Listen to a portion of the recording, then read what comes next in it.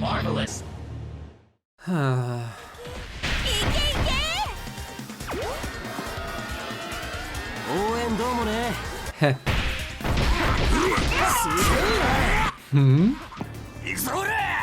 Ho?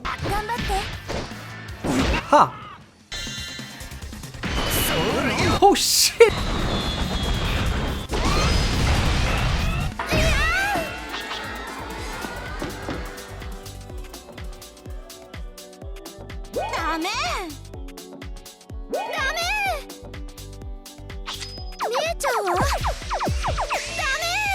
Ah.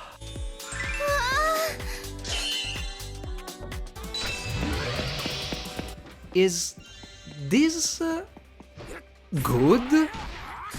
I mean, there are rough edges, but this is a definitive improvement over the last beat-em-ups from Marvelous. Well, I'd say it's even a tad better than Shinobi Versus. But let's roll back a bit.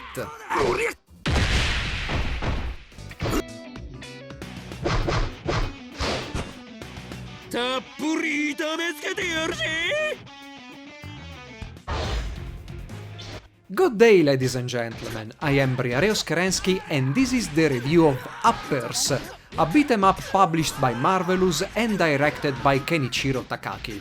To be honest, I skipped this game at launch because of that pedigree. Ever since Shinobi Versus, the duo have been doing games of constantly decreasing quality, and probably Japan took notice of this too, relegating the game to abysmal sale figures. Or probably it's because the game stars a cast of burly men rather than busty ladies, but I want to think it's for the less than stellar pedigree of the publisher and director. Anyway, Uppers is not developed by either Tamsoft or Meteorize, but by Bullets of Kenkabancho fame. If it's the first time you hear about them, don't worry. Only 1 out of 6 Kenkabancho reached the western shores, and it was on the PSP. Just like their best-known series, Uppers centers around high school students fighting gangs and whatnot for the greater justice. Or, in Uppers' case, to get dates with girls.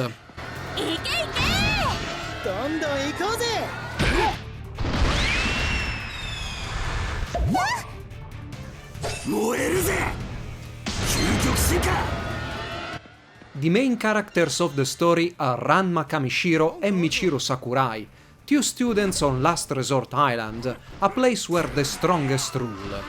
And what best way to woo the girls than aiming for the very top of the island?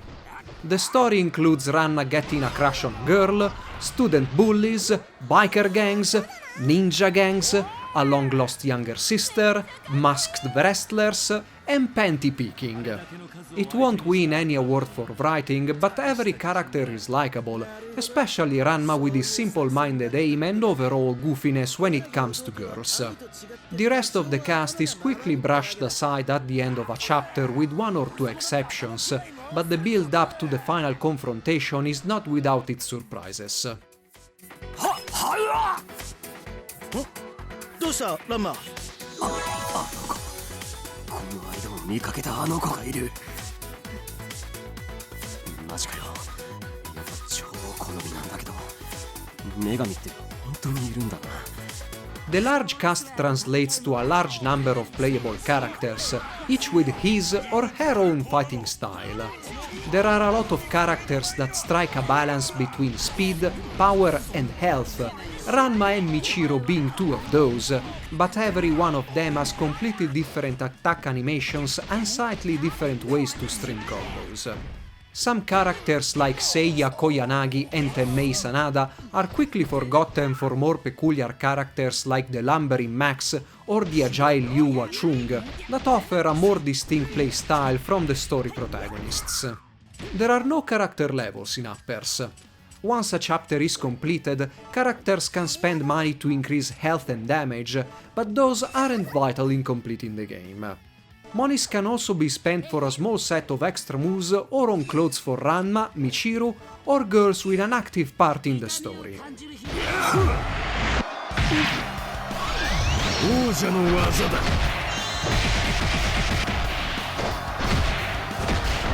But what's more important is that the combat feels good and that the whole system, panty picking included, works well. There are 2 attack buttons and yes, the combat system is far from being highly technical, but this doesn't mean players are left without options. The strong attack works as a launcher that can be followed up by a homing stomp and 3 hits on downed enemies, which can then be stringed into a second combo. All stages have plenty of interactive objects. Poles you can swing on and execute a flying kick, bicycles, bikes and stools to throw, manholes you can throw enemies in, explosive canisters, cars, fire hydrants, destroyable walls and floors, a frigging helicopter to uppercut your enemies into. All characters can wall run to escape sticky situation and perform a single flying kick. Throws can be comboed. And all of this feels good to do. Punches and kicks have a good feeling thanks to a skillful use of animations and sound effects.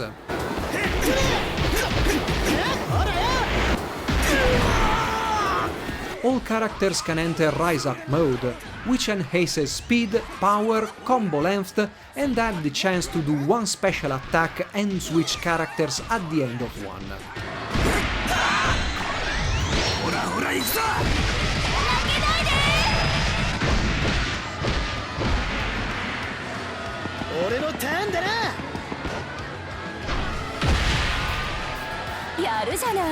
Of all these options, the wall running feels underused, only good for quick escapes, and it's hard to aim a flying kick from that position.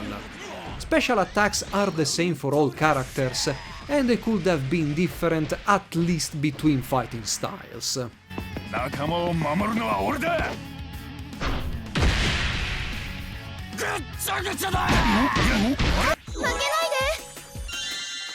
Girls come into play during missions with not-so-secondary objectives. Stages are divided in sections, with each section featuring 3 or 4 groups of girls that will ask to perform a particular task to get the lead girl's love letter. These tasks include defeating enough bad guys, parrying some attacks, finish enemies with throws, use environmental finishes multiple times, string a particularly long combo without getting hit, and so on.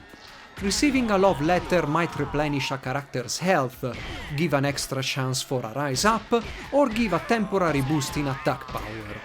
Not enough, if you fight nearby girls, all that moving around and beating bad guys to the ground will make their skirts flap around.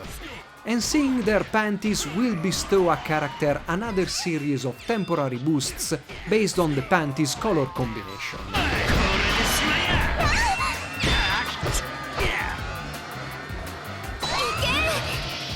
During each chapter, Ranma and Michiru have to clear at least 60% of these challenges to gain access to the local boss.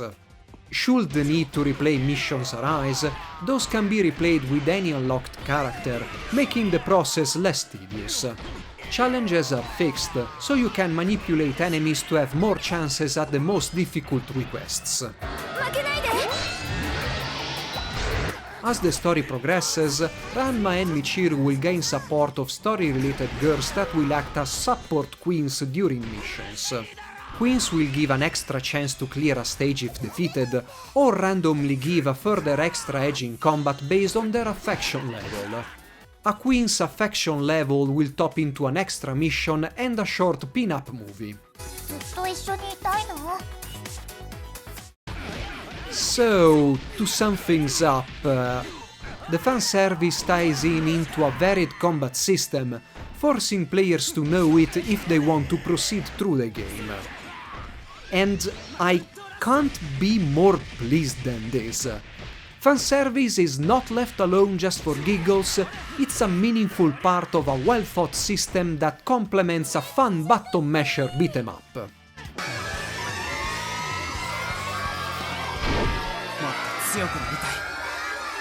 There are some rough edges though. Camera and frame rate first and foremost. The game loves narrow locations, and the camera just can't keep up. Getting knocked down or even defeated because the camera is forced up your character's nose is infuriating, and a lot of times the camera is so close to the action that's impossible to see who you are hitting or if an enemy is going to hit you.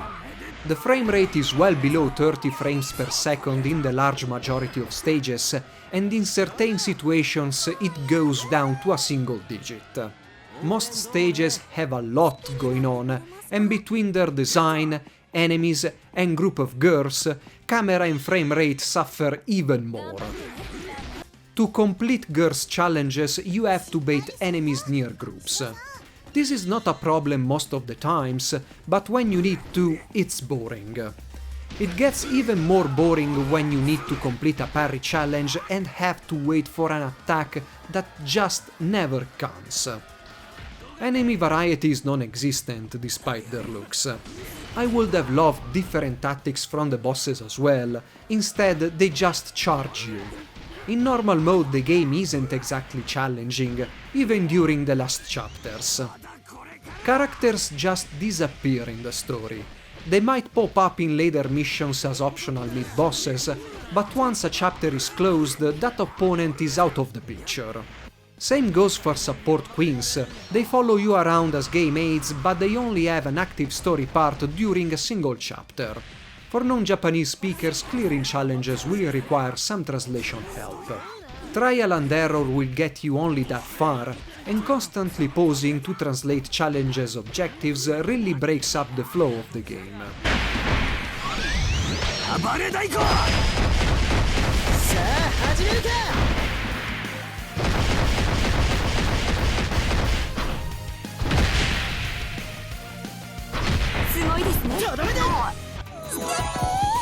One idea that popped into my mind while playing is that Bullets really wanted to do an homage to classic 2D scrolling beat-em-ups. A city where violence rules? Check. Strong and kind-hearted protagonist? Check. Bad guys that act this way because forced? Check. Tube level? Check. Tube cars that wiggle around as they move through the level? Check. Tube cars that react to enemies slammed into their walls? Check. Elevator level? Check. Final battle at the top of a tower? Check. In a coliseum? Guess what? And this is one more thing that made me like Uppers despite its shortcomings. The game flows well, the combat is rewarding, and it's clear that the developers wanted to do a good game. Character design is by Hiroaki, and the whole presentation is perfectly on spot with the setting of the game. Well, almost everything. The music is bland. Music in Uppers starts off strong, with a rocking intro song and rap BGMs for a lot of menus, but during missions the music is as boring as it can be. I don't like rap, but it fits the game, and having it besides run-of-the-mill tracks that could have been from any other game in existence is disheartening. Now the day goes by, and we're walking down the street. Not a fear in the world, all my friends we're together, yeah!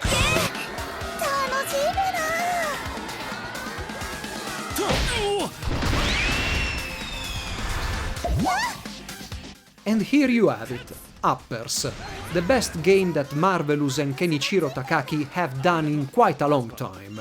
And unfortunately it sold maybe 1,000 copies at the time of this review. If I'm not mistaken, it also got postponed due to not enough pre-orders, and seeing how good the final product is, it's a real shame.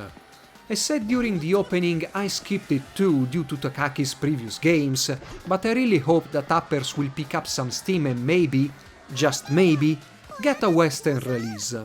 The trophies are already in English, so there is a small chance that this will happen. And maybe Takaki will come up with another good game next. I hope you have enjoyed this review and you stick around for more. Briareos Kerensky, over and out!